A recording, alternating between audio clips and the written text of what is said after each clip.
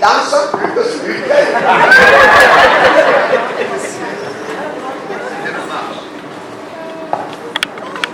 debout. Je ne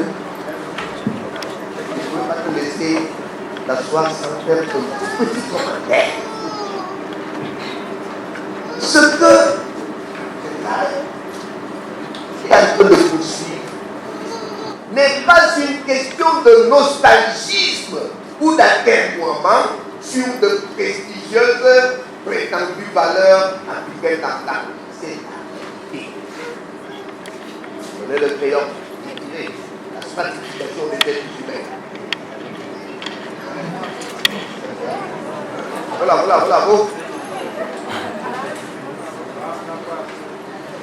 À la ligne, premier tiré. Le mélanoderme, c'est-à-dire le noir, 300 000 ans d'existence.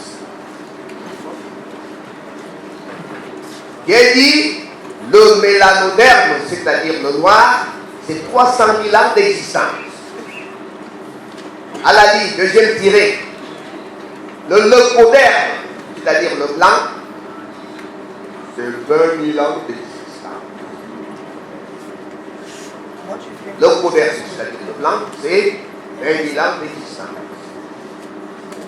À la ligne tirée, le jaune, 10 000 ans d'existence. À la ligne tirée, ce que vous vénérez aujourd'hui, les chrétiens, c'est-à-dire les Hébreux et les Juifs, c'est 8 000 ans d'existence. À la ligne tirée, les Arabes, moins de 6 000 ans d'existence. Ce sont les outils d'investigation créés par eux-mêmes qui se prennent pour qui démontrent ce que il peut se souvenir, Majesté, de tout ce que les Africains ont fait 300 000 ans. Le Massier n'est pas encore bon tout, mais je suis celui qui danse plus que. Je prends donc un exemple du prestige des fois. Les chercheurs blancs arrivent au Zimbabwe, découvrent des guerres d'une puissance inouïe. Ils creusent quelques-unes, vous allez les étudier en continent.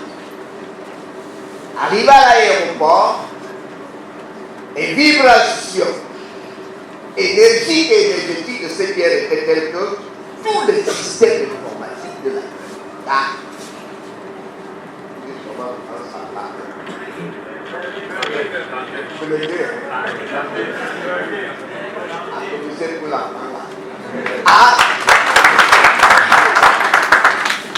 Ils se sont néanmoins arrangés à transformer ça en système.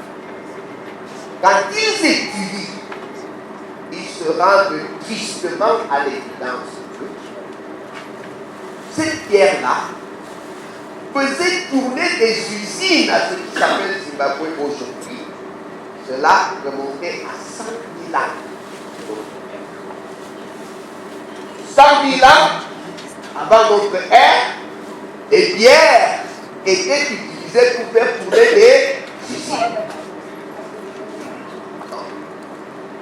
Ce que l'on met de formation est un retour à la restitution des saveurs savantes qui furent celles de l'Africain, qui est le premier de cette humanité et qui a enchanté le reste de la terre.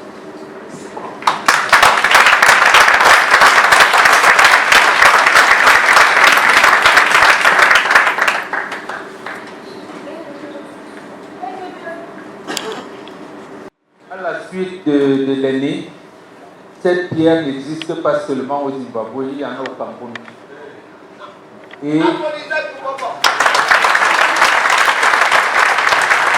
retenez bien, Cette pierre s'appelle Nkok Numa.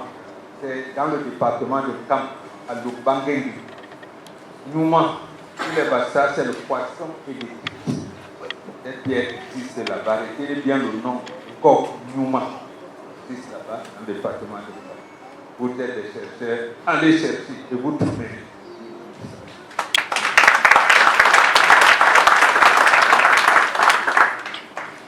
Oui, pour avoir le nom, la référence, écrivez Pumalanga. Allez à Google, peut-être qu'ils ont oublié ça. C'est Pumalanga.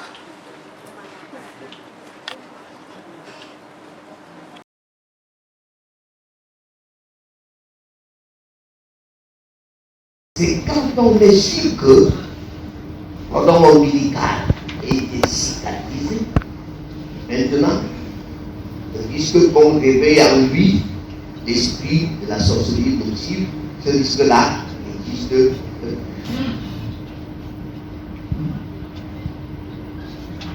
Pendant que tout un peu les lieux sont de notre milieu, là où la femme est en travail, ça se fait dans le strict respect secret silencieux. Est-ce que les hommes sont au courant? Il est allé pisser à côté là.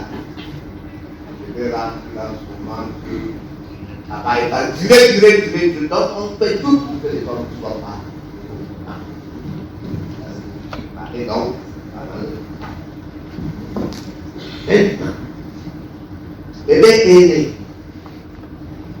On attend toujours un strict minimum avant de lui donner un nom. C'est combien chez vous, maman? 7 jours pour la fille, 9 jours pour le garçon.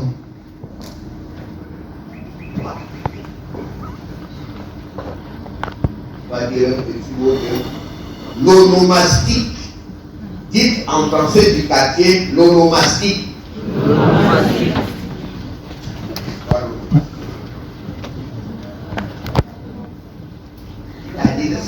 Il a été dit d'être brillant là où je suis. Applaudissez pour lui.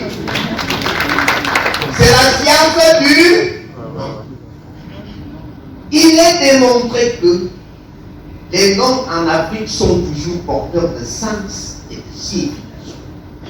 Et les noms qu'on donne aux enfants ont appartenu à des ancêtres, des gens qui sont déjà morts. Pourquoi observe-t-on donc cette période? C'est parce qu'on procède à des rites pour demander aux ancêtres. Est-ce que vous acceptez qu'on donne le nom Tantan au bébé Tantan? Ce n'est pas comme vous faites maintenant. La femme porte la grossesse. Vous allez même faire l'échographie pour savoir si c'est un garçon ou si c'est une fille. Ah! Laissez la nature faire son rôle. C'est pas savoir avant le temps que c'est un garçon ou une fille. Et vous choisissez même les noms. Si ce sera un garçon, cela c'est un nom. Si c'est une fille, c'est un nom. Non. On procède à des rites de nation du nom. Nation donnée. On a donc donné le nom. Pour enfin présenter solennellement l'enfant au soleil qui est nu. Au soleil, à la nature. Et dans la culture de la forêt, il y a le Jai, dit Jai. C'est souvent le côté là qui a dit. Applaudissez pour le côté qui n'a pas dit. Ce sont ces peines à nos chauds. Les médecins de la salle, écoutez-vous, le doigt. Et pour l'autre médecin et autres, ils prétendent que c'est une fréquence particulière pour ça. On est tous passés par là. Ces bêtes d'eau chaude là, au balai, forment tous les cailloux de sang qui auraient pu rester dans le ventre après la douche chaude. Ces bêtes de vapeur revivifient la musculation qui est entrée en jeu pendant la partition, pendant la douche. Et quand la femme qui a touché le chez son mari, Il était comme un sourd, éclatante et excellente.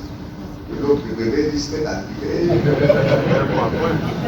Ça consistait une période bien précise. Il y a seul arrêt. Là, c'est le diable. Quand l'annonce de la naissance arrive, le père biologique, c'est lui qui a épousé. Pas vous là, on ne vous connaît pas. Il va à la première visite, pas trop tôt, que la période là soit dépassée. Viens donc enfin voir son bébé, viens voir son époux. Il apporte quelques biens de couche. Et à tous ses beaux-frères, il le rencontre, il doit donner la convertie. La lance de sang. C'est quoi la lance de sang? À cause de toi, notre sœur a perdu beaucoup de sang. Remplace ce sang-là en nous donnant à boire. C'est le frère qui a touché, qui a perdu du sang, mais c'est eux qui. C'est un rouge. Et ça n'a pas, ne dis pas que j'ai déjà donné un. Tu rencontres le gars aujourd'hui, tu donnes. Tu rencontres la semaine prochaine, tu donnes. Même un an après. On dit, donne. Maintenant, la grande séance, l'arrêt, les bains qu'on donne à la femme est une grande occasion de solennité. C'est de la grande festivité. Parce que tu viens rafraîchir les mains de ta belle-mère qui ont soufflé en balayant l'eau chaude là. Toutes les femmes du village qui ont fait, tu leur donnes, tu offres un grand repas au village. Parce que ça se passait comment? Chaque dame du village, quand elle rentre du champ, elle sait que il y a gagné ça là-bas. C'est là que naturellement les mains ne peuvent même pas d'abord la cuisine chez elle. Et bien faire, les mains paf. Et elle laisse quelque chose. Nous tout petits, nous étions toujours autour de la case où une femme a accouché parce que ça ne manque pas de nourriture. Donc c'est toutes ces femmes qui ont contribué à donner de la jouvence à la femme. C'est à elle qu'on offre le temps de repas. Maintenant, l'enfant et la mère, on les accompagne enfin dans leur foyer. C'est également une grande cérémonie festive qui attend l'homme là. Les hommes, applaudissez.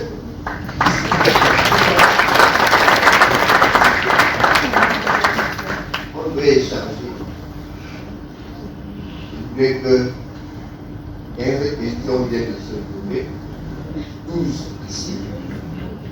4 ici. Et 23 là. Je mets dans une suspensive. Quand je vais rappeler que trois richesses fondamentales du développement, c'est d'abord la terre. Nous avons reçu comme héritage nos ancêtres. Nous avons de la terre. Nous avons la terre pour nous nourrir, nous continuons des demeures. Quand s'achève notre séjour dans le monde physique, nous rentrons dans la terre. Deuxième richesse, la progéniture. Troisième richesse, l'enfant est donc si précieux que on prépare sa venue au monde à travers ce chapelet de rituel qui commence du le monde, la richesse de l'enfant, à l'accompagnement du monde, parce qu'il est déjà un enfant, de son père. On s'arrange. C'est que l'être humain soit protégé de toute probable attaque maléfique de sa gestation à sa naissance. Et quand l'enfant est né, continue à le protéger et qu'il ne subisse pas sa mission à l'éthique mystique, sorcier, négatif. Nous rappelons toutes ces modalités coutumières africaines pour que toi, la jeune mère aujourd'hui, comprenne le peu. Et puis, qui ne sont pas nés à l'hôpital, suivez sur les feuilles de bananier, sous un épaille, un arbre, oui, avec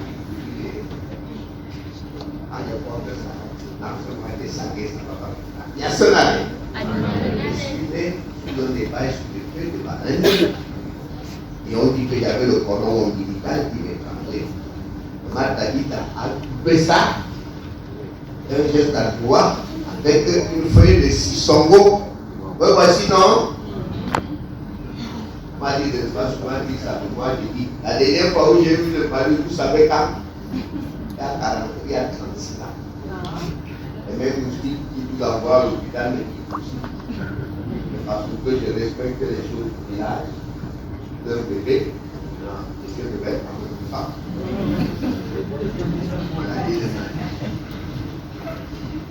Quel dit comment? Alors, applaudissez pour lui.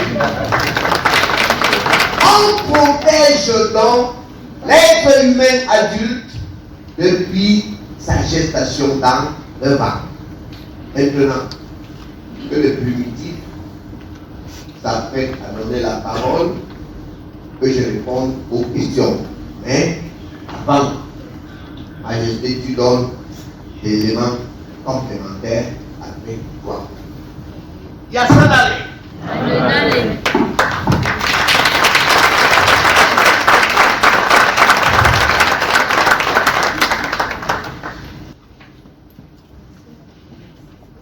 Alors,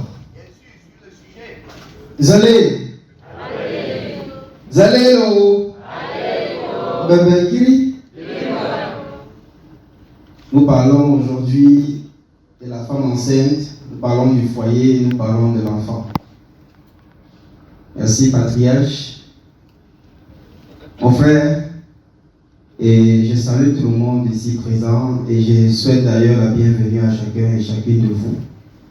Je déclare que nos ancêtres et les reines en vous et les mafos, les dames-ci, les bonbons que vous êtes, soient également honorés. Je salue toutes les autorités traditionnelles, je salue les homologues et je tiens aussi à témoigner mon engagement pour la culture et la démystification de nos traditions. Il s'agit ici d'une femme qui ne sait pas ce que c'est que être enceinte. Et j'ai l'habitude de dire, en Afrique, il n'y a pas de péché. Le mot péché n'existe en aucune langue vernaculaire africaine. Parce que c'est un mot religieux. Mais l'Afrique n'a que ses interdits. Et ces interdits-là vont dans le même cadre que le patriarche venait dénoncer. Lorsqu'une femme est enceinte, Grace-Field, en dehors des compléments qu'a cité le patriarche, cette dernière doit s'abstenir d'autres choses que je vais rajouter. D'abord, sachez que la femme enceinte ne marche pas très tard la nuit.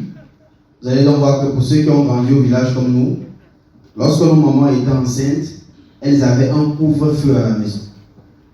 Mais la société aujourd'hui, dite moderne, pour moi, est dans l'absurdité parce qu'elle ne respecte plus rien qui va dans le cadre de la tradition. On va donc retrouver des femmes enceintes qui se baladent à 22 heures, qui traversent des carrefours. On va même partir jusqu'à retrouver des femmes enceintes dans des boîtes de nuit.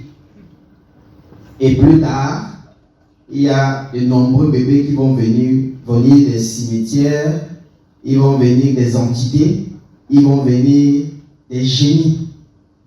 Et on va donc retrouver beaucoup de maladies, autistes, mongols et compagnie.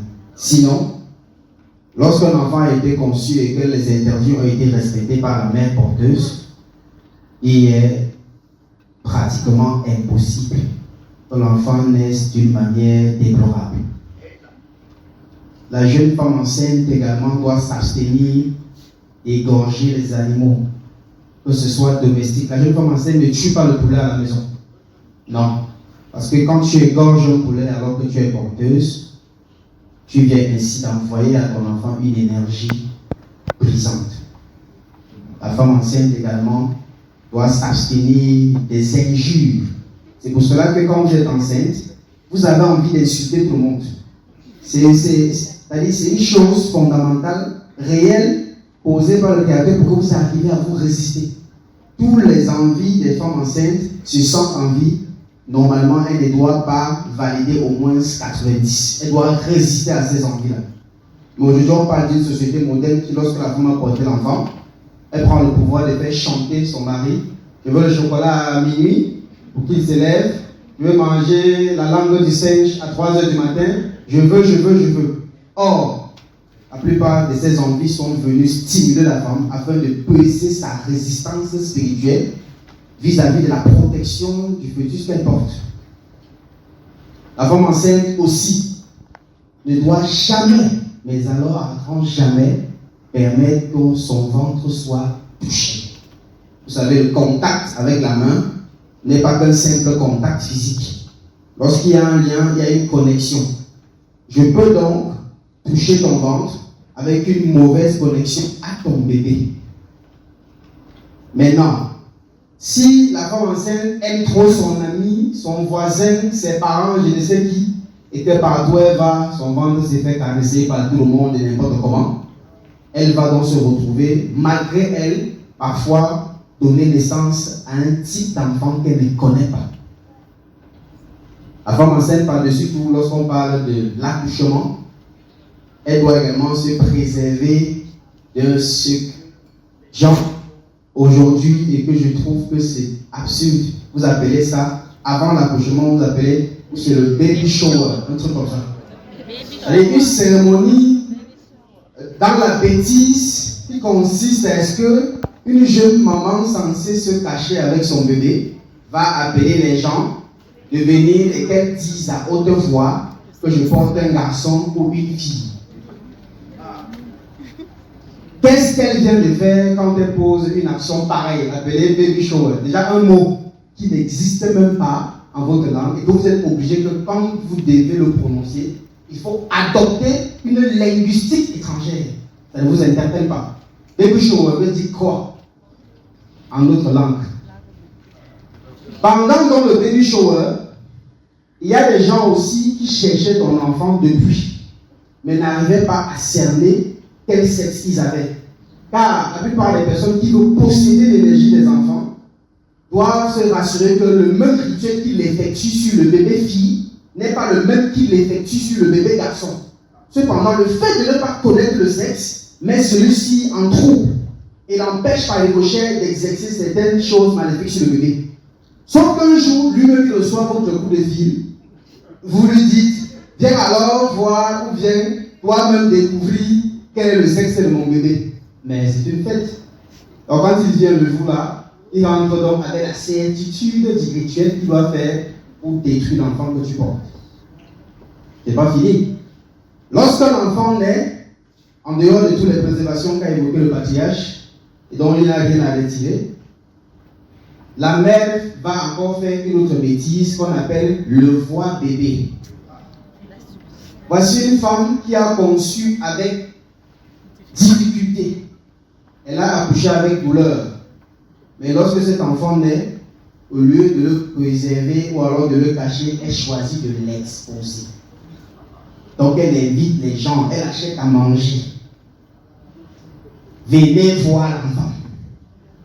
Cependant, la science ne peut jamais expliquer les raisons pour lesquelles il y a des enfants dont vous ne saurez jamais le sexe. Faites 10 échographies. Il y a beaucoup de femmes là, elles ont accouché sans savoir le sexe de l'enfant. Elles ont fait des échos là. Non, Le sexe est caché. Hein, il a les pieds croisés. Hein, machin. C'est parce que l'enfant refusait, n'est-ce pas, que la mère puisse connaître le sexe, non seulement pour empêcher le rituel du baby shower, mais aussi empêcher à cette dernière de trop jubiler plus de le nom de Ronaldo, Messi, Sergio, Diablo. Vu que ce dernier grand-père qu'il est a vu l'immaturité de sa mère et a choisi lui-même de créer des moyens de préservation sur lui-même. Donc les enfants n'ont plus trop confiance en leurs parents. Parce que la mère, aujourd'hui, et parfois le père, dans son ignorance, ne sait pas les procédés qu'il faut prendre pour protéger ce dernier.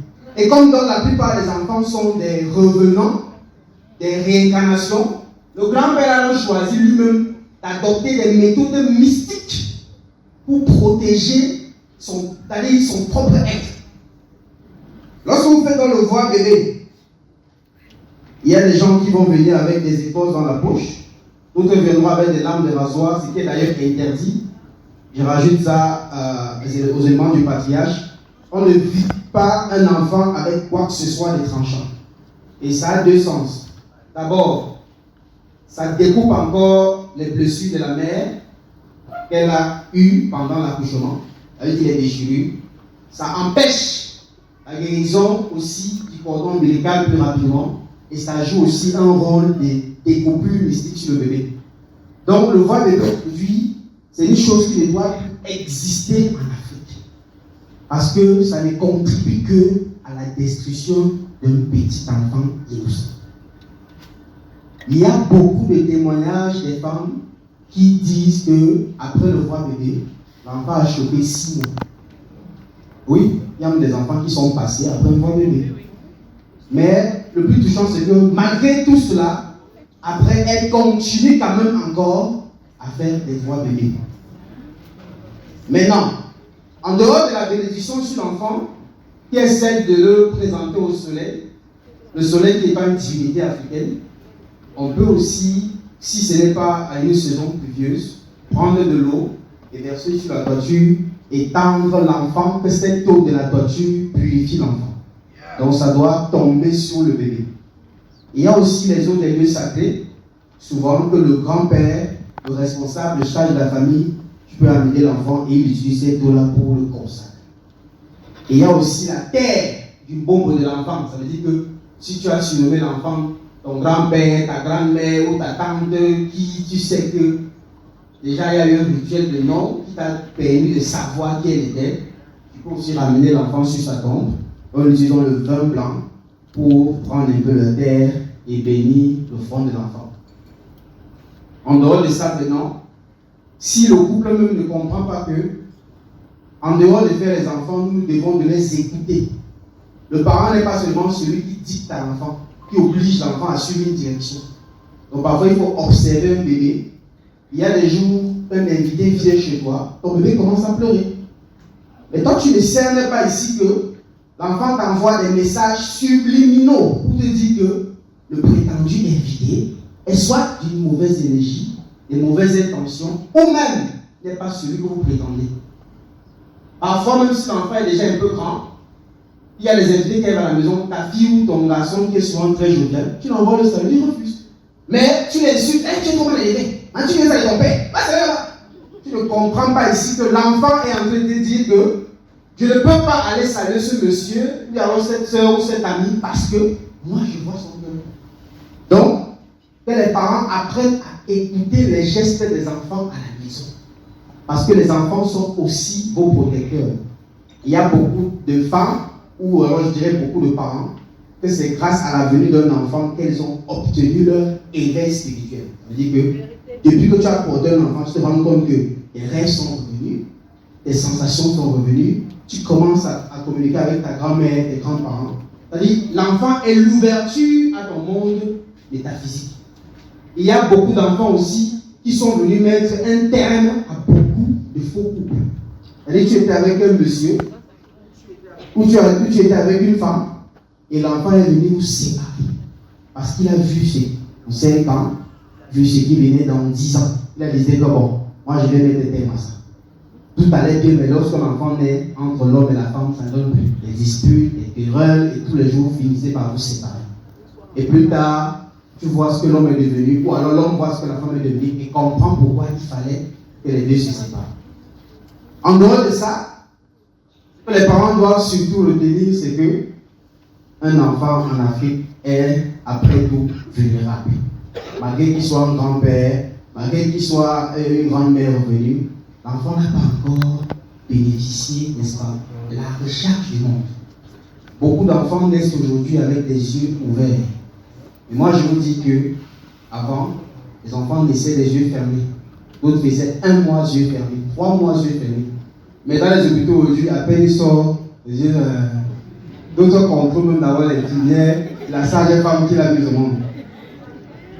C'est parce que ces enfants ont décidé eux-mêmes de se préserver. Parce qu'ils savent que s'ils gardent les yeux fermés, la mère ne saura pas protéger sa main. La mère ne saura pas que parce que je suis venu avec un cordon ombilical enroulé, il ne faut pas qu'on me touche n'importe comment. La mère ne saura pas pourquoi je suis venu avec des oreilles percées. Pourquoi je suis né avec des pieds. Et je m'en vais donc interpeller la science et aussi les médecins pour dire que en Afrique, nous concevons sur le plan traditionnel la naissance des enfants avec les pieds. Sauf que dans les hôpitaux modernes aujourd'hui, les femmes se font fendre presque chaque jour, tout simplement parce que la tête de l'enfant n'est pas en bas. Mais qui vous dit que chaque enfant va naître avec la tête en bas? Jusqu'à ce que nous, les gens l'engagent. D'autres te disent, l'enfant est mal positionné.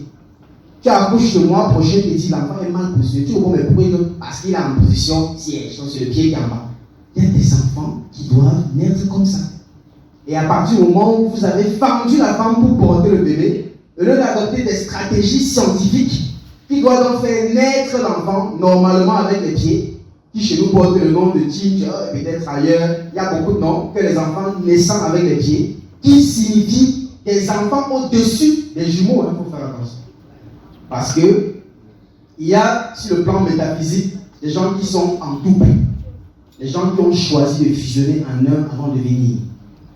C'est-à-dire les enfants qui naissent avec les pieds, les enfants qui naissent avec les oreilles percées, les enfants qui naissent avec la dent, les enfants qui naissent avec le cordon ombilical enroulé, et un dernier type d'enfant qui joue le rôle du protecteur, il est le talala de la famille. Lui, il naît dans la poche non percée, ils sont avec sa fou, puisqu'il faut percer avant de le retirer. Celui-ci est le talala de la conception. Ça veut dire qu'il dit que je suis intouchable. Et ce type d'enfant maintenant, toutes ces significations, ces symboles de naissance doivent être constatés par la mère. Un autre rituel que les mamans échappent souvent pour voir à l'hôpital, vous remarquez que lorsque l'enfant naît, souvent quand la mère est éveillée, on porte l'enfant, on lui donne la main, elle arrête l'enfant. C'est donc le moment de bénédiction maternelle, parce que la femme est celle qui consacre le bébé en première. L'homme est peut-être chef de famille, mais la femme est le chef de foyer. Pour dire que si une femme ne consacre pas son enfant au moment où elle l'a déposé ici, elle vient de rater quelque chose. Maintenant, pour les protections pendant que la mère est couchée, nous avons élaboré ici avec le patriarche les feuilles de la canne de jumeaux, les tiges de manioc. Nous avons élaboré beaucoup de choses. Mais vous devez aussi savoir que lorsque la femme vient d'accoucher, elle ne mange pas le repas de n'importe qui. Il faut faire très attention. Ah non, j'ai accouché et puis je n'ai pas besoin de la nourriture. D'autres demandent même. Et c'est la même nourriture-là qu'on vient tâter l'enfant avec. En Afrique, la femme qui accouche ne demande pas, elle partage. Ça veut dire quoi? Les naissances avant, lorsqu'il y a un nouveau bébé, ça t'oblige à acheter un sac de sel, un sac de riz et compagnie. Certains visiteurs qui viennent, qu'ils ont vu l'enfant ou pas, ils rentrent avec le sel de l'enfant, le riz de l'enfant, parfois le savon de l'enfant. D'où les anciens disaient, sors son mou. Ça veut dire quoi? Tu ne peux laver le savon de l'enfant et faire du mal à l'enfant demain. Il y a beaucoup des oncles, des amis et des connaissances qui n'ont pas vu votre enfant quand il était petit, ils n'ont pas vu bien, ils n'ont pas su qui il était. Et puis ils découvrent après 5 ans que cet enfant-là est une apothéose. Cet enfant non seulement va le dénoncer, lui qui est ton faux ami ou ton oncle ou quelqu'un de bizarre à la concession, il décide d'attaquer l'enfant. Et il peut l'avoir, sauf que si cette même personne qui attaque ton enfant à 5 ans, à 2 ans, à 1 mois ou à 6 mois, avait mangé le riz de l'enfant quand il est né, ça ne marche pas. S'il avait pris le savon de l'enfant, ça ne marche pas. S'il avait pris le sel de l'enfant, ça ne marche pas. Donc c'était dans le code pour protéger les enfants, à plutôt donner lorsque l'enfant n'est pas demandé. Et donc je veux chuter pour laisser aussi mon frère de la forêt élaborer aussi sur ce côté-là. Après maintenant, lorsque il faut, je veux revenir un peu dessus, donner le long à l'enfant, il faut faire très attention. Il y a des enfants aujourd'hui qui ne marchent pas à cause de leur nom mal donné. Il y a des enfants qui sont mongols, qui sont devenus autistes, qui ne parlent pas à 5 ans, 6 ans, 7 ans, parce que vous ne leur avez pas donné leur nom. Le nom est une chose très très importante dans la civilisation des lois africaines, parce que le nom qualifie l'être. Moi, souvent, quand je vois des gens qui se laissent appeler n'importe comment, je me dis, ça parce qu'ils font. Il y a des petits noms du quartier qu'on attribue souvent, on va commencer peut-être à appeler Titi, on t'appelle Papi. Il y a des noms, on va te donner, tu vas grandir avec ça. Sauf que tu ne sais pas que quand tu portes ces noms-là, ça a un rôle énergétique sur toi et ça influence ton destin. Donc, lorsqu'un enfant naît, avant de lui donner le nom, on va prendre parfois au moins 7 jours pour faire des rites qu'il faut. Parmi ces rites, l'initié effectue des voyages initiatiques, peut-être générationnels, parce qu'il faut qu'on vérifie si cet enfant n'est pas le grand-père qui est décédé il y a 10 ans. On lui restitue son nom. Il faut aussi vérifier pendant un voyage interdimensionnel dans le futur pour voir quel est le futur de cet enfant et lui donner maintenant un nom qui a un lien avec son futur, c'est-à-dire un nom qui décrit son futur. Quand vous avez le nom Imhotep, pour ceux qui connaissent Imhotep, vous l'appelez Imhotep, ça veut dire celui qui vient dans le pays.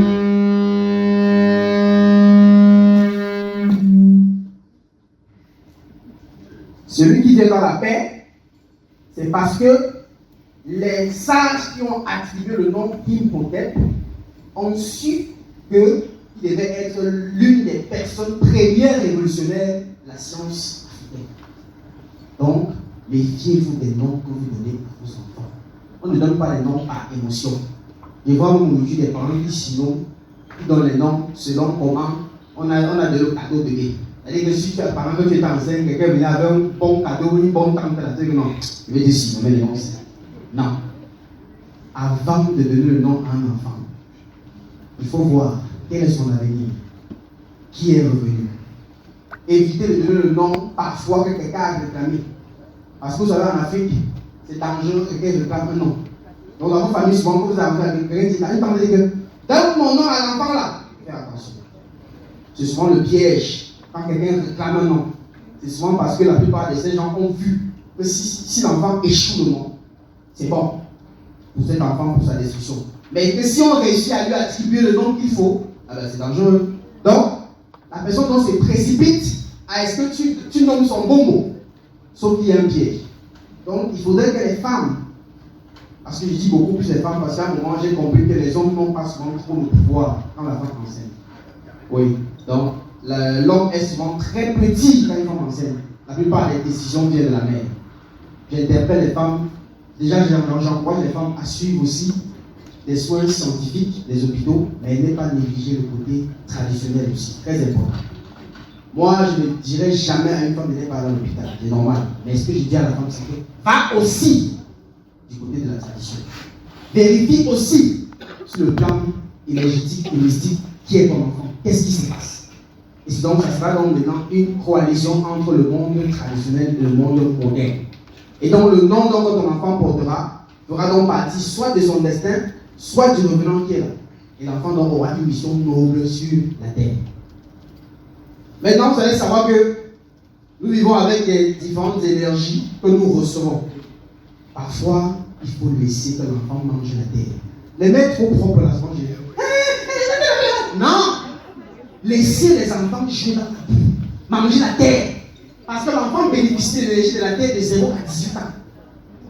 Cette énergie de la terre qui est un héritage, comme l'a cité le patriarche, l'un des premiers héritages africains, c'est donc cette énergie qui est l'énergie divine.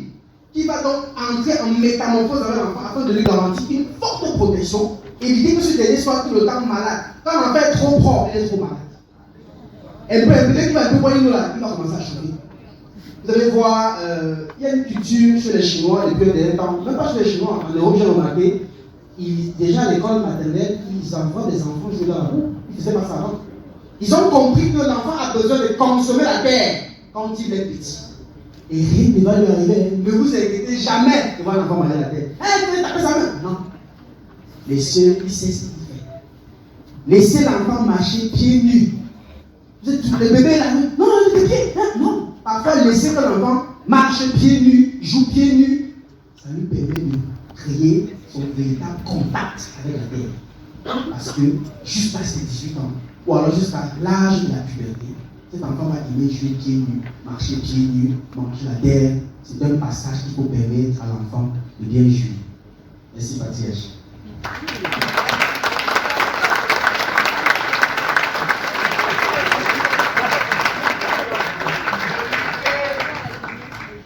Je lui fais une passe à ma danse. Il danse plus que toi.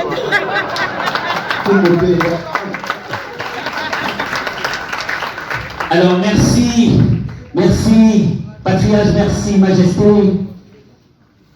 Nous allons très rapidement, oui, on avait interpellé Bobo Bengala.